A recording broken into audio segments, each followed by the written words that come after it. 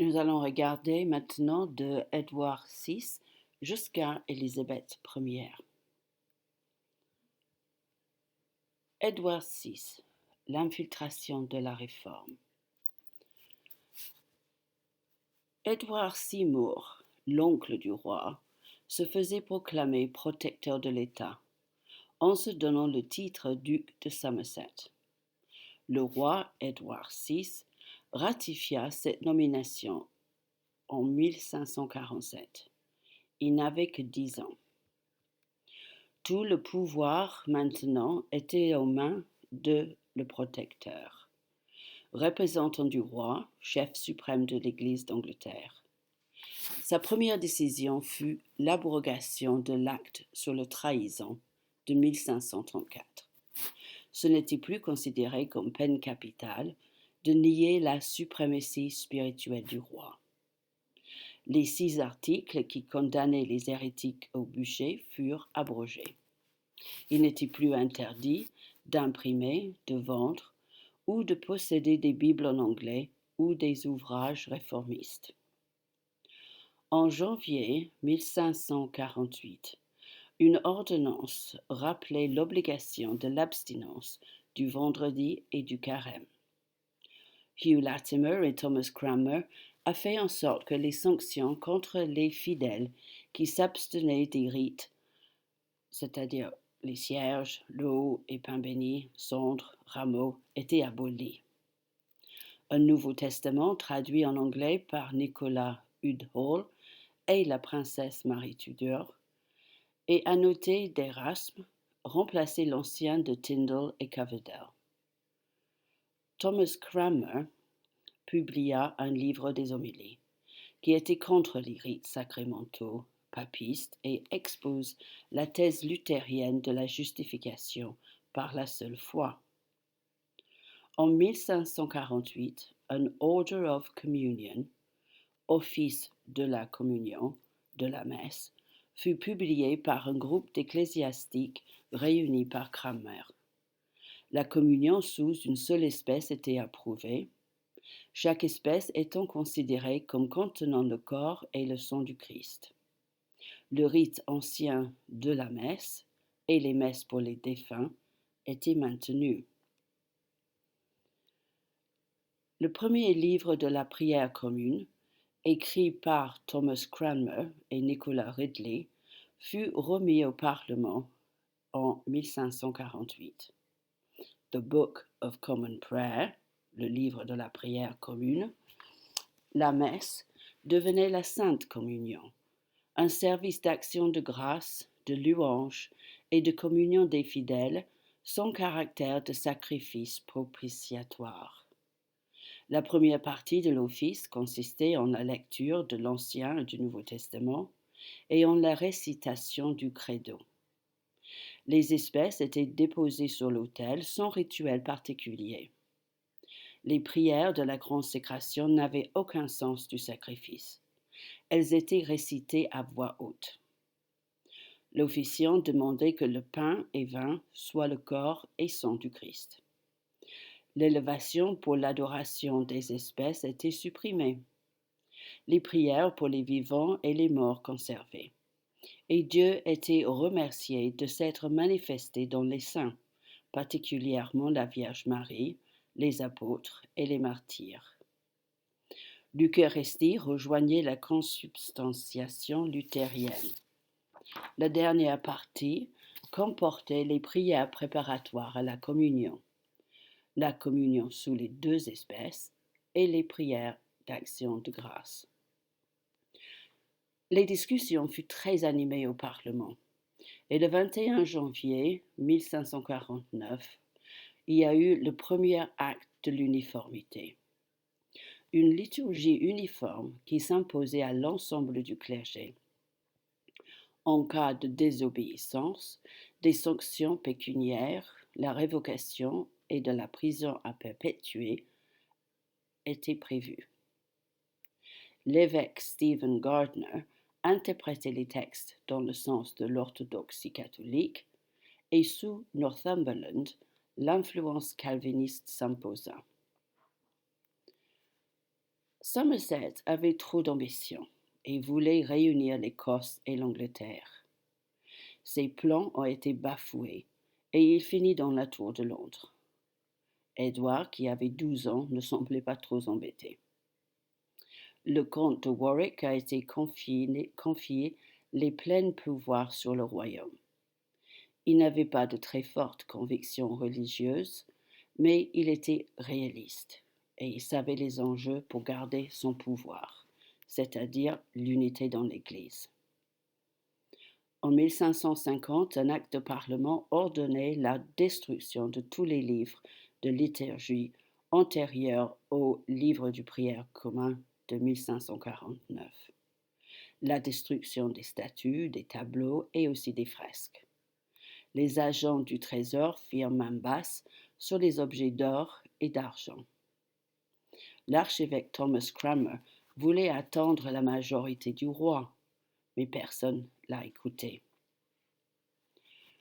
Le deuxième livre de la prière commune de 1552. Personne n'était entièrement satisfait avec l'ancien prayer book, trop catholique pour certains, trop réformé pour les autres. En janvier 1551, Jean Calvin écrit à Édouard VI pour l'encourager à purger l'Église anglicane des superstitions romaines. Une commission fut chargée par le roi de réviser le livre de prière. L'archevêque Thomas Cranmer, l'évêque de Londres, Nicolas Ridley, Richard Cox, le chancelier ultra-réformiste d'Oxford. Le texte fut soumis à Martin Bucer et Florentin Pietro Martire Vermigli. Le tournant vers le calvinisme était évident, avec la négation de la présence réelle dans l'Eucharistie. La messe devenait une cérémonie de commémoration. Il y a eu la récitation du Pater et les 10 commandements. Les lectures bibliques restaient, mais pas les prières du canon. Il n'y avait ni consécration, ni adoration des espèces. L'existence du purgatoire étant niée, les prières pour les défunts n'avaient plus de raison d'être. Après la confession générale, la communion était distribuée sous les 2 espèces, suivie par une prière d'action de grâce. La justification n'était que par la foi. Pour le baptême, seul la rite de l'aspersion restait. La confirmation était conférée par la seule imposition des mains. L'extrême-onction devenait visite aux mourants avec la possibilité de confession privée et absolution. L'ordination n'était plus un sacrement.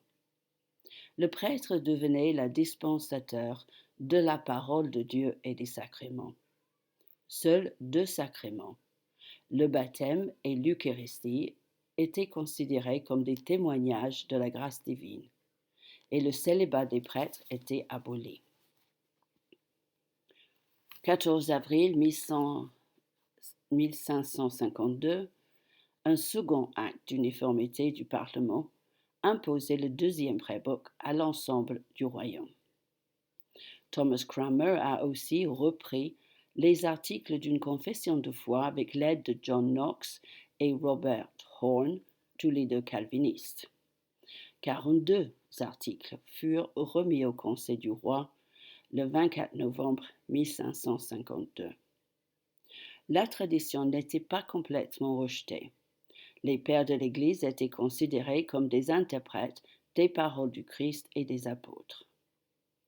Le roi Édouard approuva les 42 articles, 6 mois plus tard, le 12 juin 1553, soit à peine 3 semaines avant son décès, le 6 juillet. Ils ne furent donc jamais mis en pratique.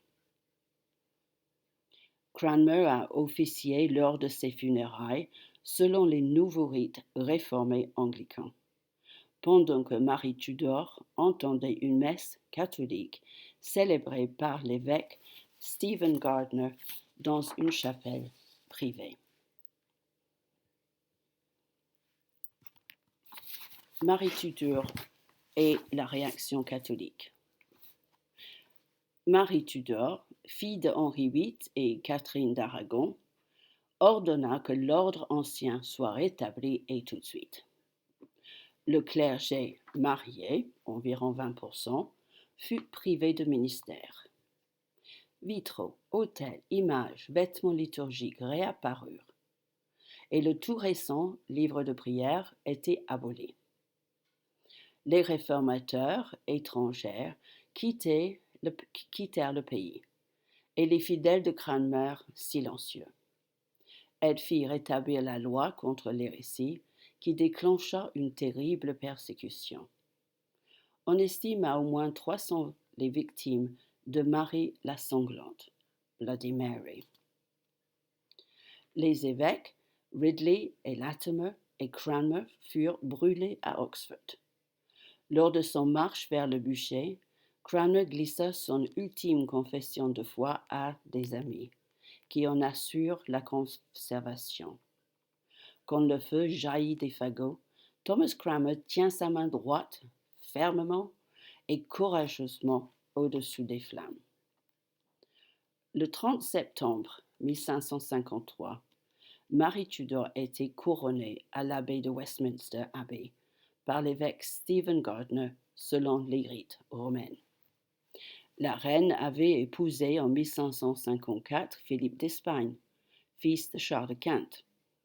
Le pape avait envoyé le cardinal Reginald Pole en qualité du légat et il fit nommer archevêque de Canterbury. Il apportait l'absolution du pape. Plus d'excommunication. Il n'y avait pas la paix sous Marie, et ses persécutions soulevaient la réprobation générale. Marie succomba à un cancer, probablement de l'utérus, le 17 novembre 1558, à l'âge de 42 ans, quelques heures avant la mort du cardinal Pole. Maintenant, on passe à Élisabeth Ier avec l'adoption de l'anglicanisme. Élisabeth, la fille de Henri et d'Anne Boleyn, maintenant âgée de 25 ans, devenait reine. Elle était racée et affable, mais aussi entêtée et indécise. La nouvelle reine était dotée d'un sens des relations publiques. Elle était intelligente, cultivée et très douée dans l'art de dissimuler ses pensées. Son devise était Video et Takeo. Je vois et je ne dis rien. Le pays était divisé. Ceux qui avaient soutenu Marie voulaient un retour à Rome. Les protestants, y compris les exilés, voulaient ni Rome ni Genève, mais une église sans autorité du pape, débarrassée des abus, autrement dit une église catholique intégrant ce qui voyait de bon dans la réforme. Élisabeth allait mettre en œuvre cette voie médiane, ce compromis élisabétain, the Elizabethan Settlement. En janvier 1559, le Parlement vota un acte de suprématie qui reprenait la législation d'Henri contre Rome et qui imposa à toute personne ayant des fonctions officielles, ecclésiastiques ou laïques, le serment reconnaissant Élisabeth comme gouverneur et non plus chef suprême de l'Église et l'État. Le livre de prière de 1552 fut rétabli, mais avec quelques amendements qui le rendaient moins protestant. Il fut publié en 1559 avec un acte d'uniformité. Le nouveau archevêque de Canterbury, Matthew Parker, était favorable aux idées luthériennes. Les 39 articles de religion furent établis en 1571. Ils précisaient la position de l'Église d'Angleterre et correspondaient à des diverses positions dans son sein, les catholiques d'un côté et les protestants ou puritains de l'autre. Les Saintes Écritures sont reconnues comme la seule base de la foi chrétienne. Les conclusions de cet premier concile, incluant le credo de Nicée-Constantinople. L'enseignement des pères de l'Église et la tradition sont aussi une référence pour la foi. Ces 39 articles constituent jusqu'à ce jour l'assise doctrinale de l'Église anglicane. Au début, Élisabeth avait l'intention d'être tolérante envers ce qu'ils appelaient à l'époque les papistes, c'est-à-dire ceux qui allaient à l'Église et étaient communicants, mais qui restaient catholiques de cœur, assistaient aux messes clandestines et parfois abritaient des prêtres catholiques. Elle voulait quelque part faire pardonner sa naissance illégitime, qui mettait en question son droit au trône. Le clergé qui refusa l'acte de l'uniformité finissait autour de Londres ou expulsé comme beaucoup de religieux. Le pape Pie IV pensait que la tolérance montrée aux catholiques ou récusants signifiait l'espoir pour un retour à Rome. Pie IV soutenait la catholique Marie Stuart, ex-reine d'Écosse, que certaines pensaient avaient des droits au trône mieux établis que ceux d'Élisabeth. Ses partisans catholiques se donnaient à cœur joie, mais soulevèrent une rébellion dans le Nord, que le pape interpréta comme un signe d'hostilité générale à la souveraine. Il voulait en profiter du moment, et en février 1570, Élisabeth fut déclarée coupable de l'hérésie, excommuniée et déposée. Tous ces sujets furent déliés de l'obéissance à leur reine. Bulle regnans in excelsis. Ce fut un coup terrible pour les récusants, qu'il fallait choisir entre leur reine et leur foi, l'excommunication ou la mort. Élisabeth a répondu par une série de lois contre les récusants, et tous ceux qui introduiraient dans le pays sera coupable de trahison. William Allen, catholique, fondait à Douai, en France, un séminaire pour former des prêtres anglais qui rentraient clandestinement en Angleterre pour se concentrer sur la conversion du pays, servir les récusants et être prêts au martyre. Un décret ordonna aux prêtres catholiques de quitter le pays, mais la plupart restèrent. Beaucoup furent emprisonnés, au mieux exilés, au pire mis à mort. Il y en avait 250 martyrs catholiques.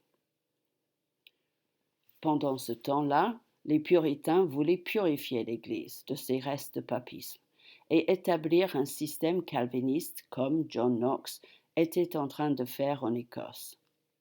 Le livre de prière permettait des gestes qui recusaient, tels que le signe de la croix au baptême, l'imposition des mains à la confirmation, la vénération des saints dans le calendrier liturgique. Ils voulaient abolir l'usage des orgues et du chant antiphonal.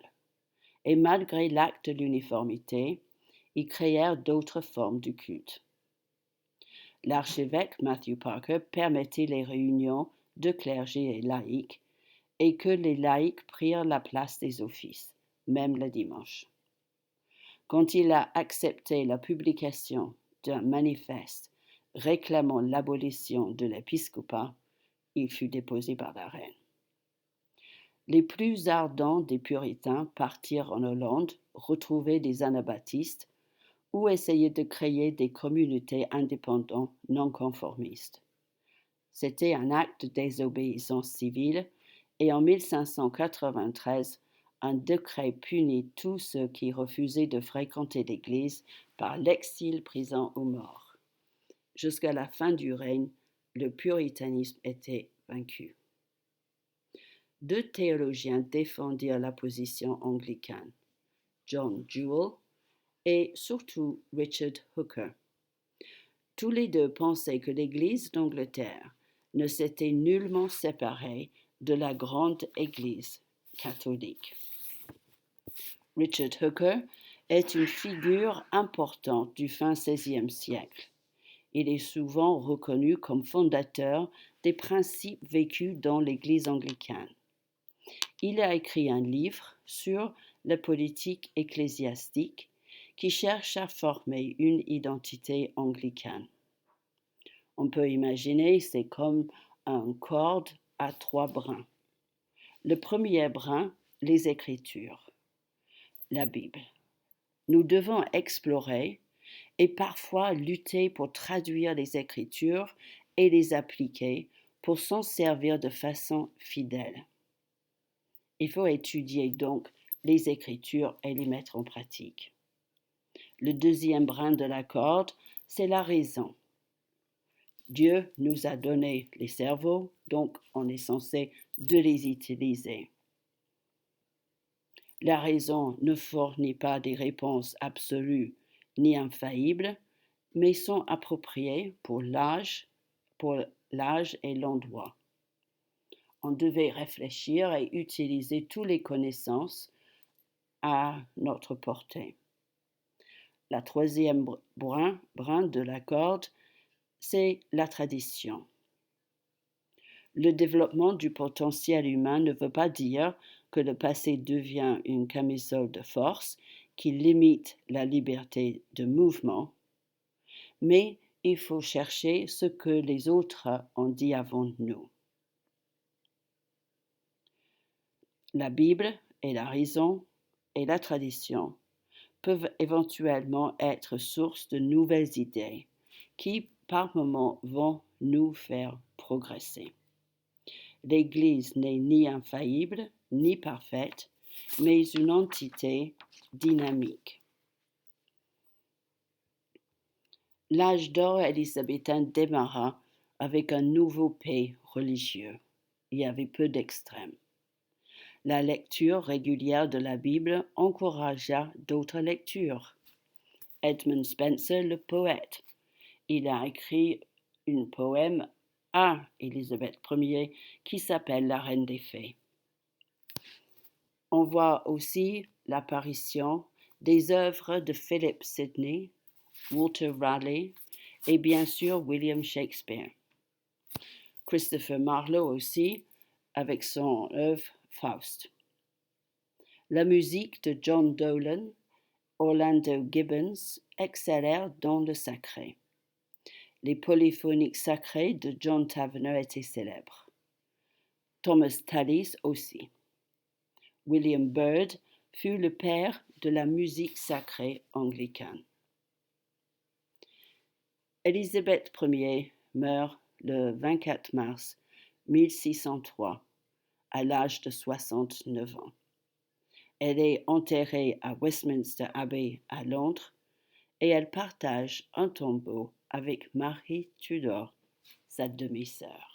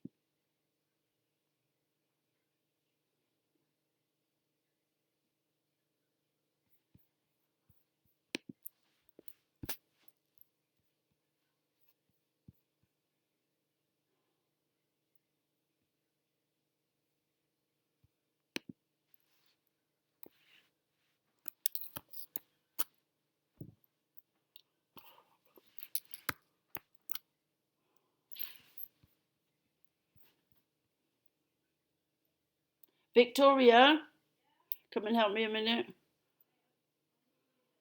Oh, sorry.